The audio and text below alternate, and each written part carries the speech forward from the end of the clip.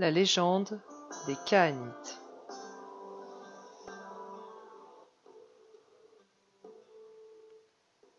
Si je pouvais t'offrir le bleu secret du ciel, brodé de lumière, d'or et de reflets d'argent, le mystérieux secret, le secret éternel, de la vie et du jour, de la nuit et du temps, avec tout mon amour je le mettrais à tes pieds, mais moi je suis pauvre et n'ai que mes rêves. Sous tes pas je les ai déroulés. Marche doucement, car tu marches sur mes rêves. William Butler Yeats.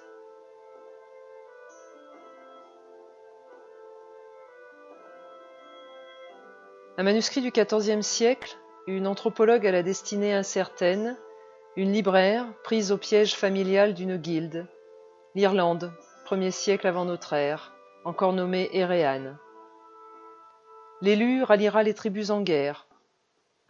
Une lignée de femmes traverse l'histoire. Au fil des siècles, ces femmes seront vénérées, puis bannies, quand elles ne seront pas maudites et sacrifiées sur l'autel de l'ignorance et de la peur, pour disparaître de la connaissance du monde moderne. Jusqu'à la découverte fortuite du manuscrit, une quête est lancée, celle d'une histoire, d'un passé immergé. Le pouvoir renaîtra-t-il de l'oubli ? L'anthropologue parviendra-t-elle à renouer les fils du passé où s'entrelacent les nœuds de sa propre histoire ? Renouer avec l'esprit de la terre et remonter à la source de vie pour se retrouver. Telle est la destinée de qui cherche la vérité.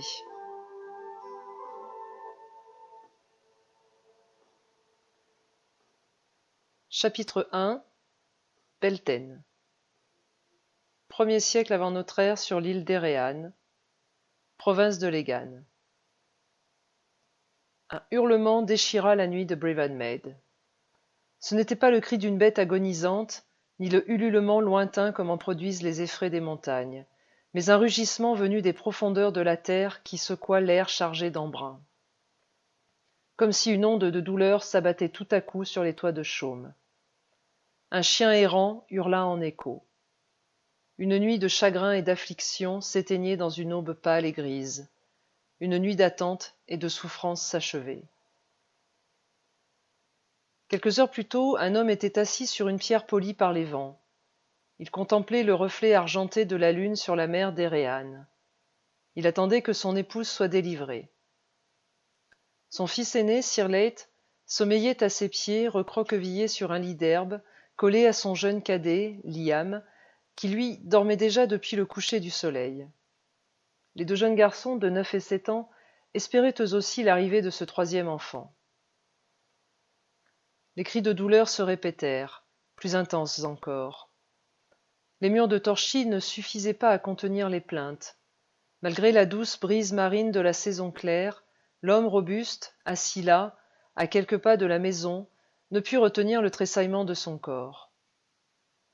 Guerrier émérite du clan des MacCallaghan, Fergal attendait depuis la fin de la saison froide d'Anagantios que son épouse, Cara, lui donnât un troisième fils. Mais les sons gutturaux qui s'élevaient par-delà le toit de chaume ne lui laissaient guère espérer d'heureux présages.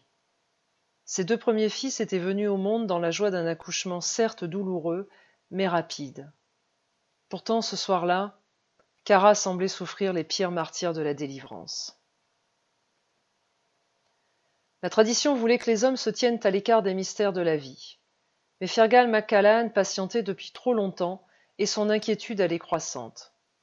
Sa tendre épouse, qui l'accompagnait depuis de très nombreuses lunes, n'était pas femme à vaciller dès les premières douleurs. L'entendre ainsi gémir et pleurer lui écorchait le cœur. D'un bond, Fergal quitta son siège de granit et, s'enroulant dans son tartan de laine, se dirigea d'un pas décidé vers la chaumière. À l'instant de pousser la lourde porte en bois, une vieille femme surgit devant lui, les bras croisés sur son opulente poitrine pour lui barrer l'accès. « Mater Dubain, laissez-moi entrer, je veux voir Cara !» gronda Fergal de sa voix rauque.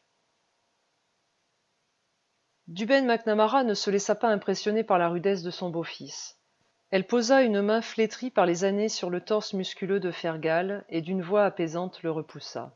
« Mon fils, ton épouse vient de te donner ton troisième enfant. C'est une fille, murmura-t-elle. Mais la délivrance a été difficile. Vous n'auriez pas dû rester sur les chemins d'aussi longues semaines. La voix de Mater Dubain s'enroie. Tu es rentré trop tard avec ta femme enceinte. Fergal sentit son sang se figer dans ses veines. Un frisson glacial lui parcourut l'échine. Il ne voulait pas entendre Mater Dubain plus avant. Comment trop tard réussit-il à articuler, saisi par une peur animale. Mais nous, Cara cria-t-il en s'élançant à l'intérieur de la maison, ignorant la vieille femme qui ne put que s'écarter face à ce déferlement de douleur. Le corps agonisant de Cara reposait sur une couche ensanglantée. La pâleur de son visage contrastait avec sa longue tunique de lin émeraude. Un léger râle s'échappait de ses lèvres, hier encore si voluptueuses, ce soir-là si sèches et si blêmes. Les paupières à demi closes, Cara semblait dormir d'un sommeil sans rêve. La lourde couverture de laine tressaillait sous les tremblements incontrôlables de son corps, qui s'affaiblissait après avoir été libéré de ses dernières souffrances. La gorge serrée par le chagrin, Fergal s'agenouilla près de sa femme. Le cœur tremblant, il prit délicatement sa main. Cette même main qui hier encore maniait avec habileté le glaive et l'épée, cette main qu'il aimait tant sentir sur sa peau nue les nuits de passion conjugale, cette main qui, ce soir, reposait inerte entre ses doigts bourrus.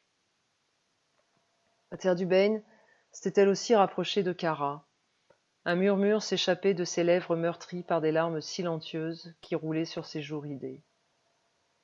Elle priait les esprits de leurs ancêtres afin qu'ils accompagnent sa fille vers les îles sacrées de la paix. Levant ses yeux délavés sur son gendre, elle essaya d'apaiser sa peine. « Sèche tes pleurs. Notre Cara va bientôt partir vers l'ouest pour son ultime voyage. Bansid la portera sur ses ailes au plumage blanc pour lui faire traverser les fleuves de la sérénité. Laisse-la partir, mon fils. » La voix de Mater Dubain était devenue inaudible. La gorge nouée par la douleur de perdre son unique fille, elle se sentait impuissante et perdue. Anéanti par le chagrin, Fergal n'avait pas lâché la main de Cara. Les yeux clos, il récitait un chant d'amour éternel à celle qui chevauchait à ses côtés depuis leurs plus tendres années. Il ne voulait pas entendre Mater Dubain, n'existait pour lui à cet instant de l'agonie que cette femme qu'il aimait plus que sa propre vie. Un rayon de lune filtra par la porte de la chaumière, déposant un voile de lumière fantomatique sur le visage émacié de Cara. Fergal s'allongea aux côtés de celle qui, déjà, s'éloignait vers d'autres rivages. Mater Dubain s'écarta des deux amants. L'enfant nouveau-né, délaissé de tous, gémissait à l'autre bout de la pièce, encore trempé du sang de sa mère, à peine né et déjà abandonné dans sa chair. L'enfant gisait sur une couverture de peau jetée à même le sol en terre battue. Seule une petite lampe à huile apportait un ray de lumière sur ses joues rougies par les sanglots. Mater Dubain prit le nourrisson dans ses bras afin de le nettoyer. Elle l'enveloppa dans un linge de lin et le déposa dans un berceau de bois près de l'âtre central. Réchauffé par les flammes du foyer, emmailloté dans un linge propre, l'enfant s'était apaisé. Ses cris avaient laissé place à de légers gazouillis. Une jeune nourrice, voisine des McCallaghan, avait été dépêchée en urgence par Mater Dubain. Elle s'employait à nourrir le nouveau-né. De légers bruissements de succion transperçaient à intervalles réguliers la chape de silence qui s'était abattue sur la chaumière. Fergal, allongé près du corps de son épouse, une main posée sur ses seins, écoutait, fébrile, la respiration de plus en plus faible qui s'échappait de ce corps tant aimé. La nuit s'étirait, paisible mais triste, sur les rives de Brivan Maid. Une faible lueur annonçait l'aube naissante par la porte restée béante. Un vent léger chargé d'embruns marins s'insinuait à l'intérieur de la demeure, faisant vaciller les flammes mordorées des lampes à huile. Quelques braises rougeoyaient encore dans l'âtre. Le nourrisson dormait à présent, tranquillisé et rassasié dans les bras de sa nourrice, sous le regard inquiet de Mater Dubain. Les premiers rayons du jour de Beltaine commençaient à poindre sur les rives de Brivan Maid. Le cri rauque d'un cormoran se fit entendre. Un dernier souffle de vie s'échappa du corps fatigué de Cara. Un rugissement déchira la quiétude de l'aurore.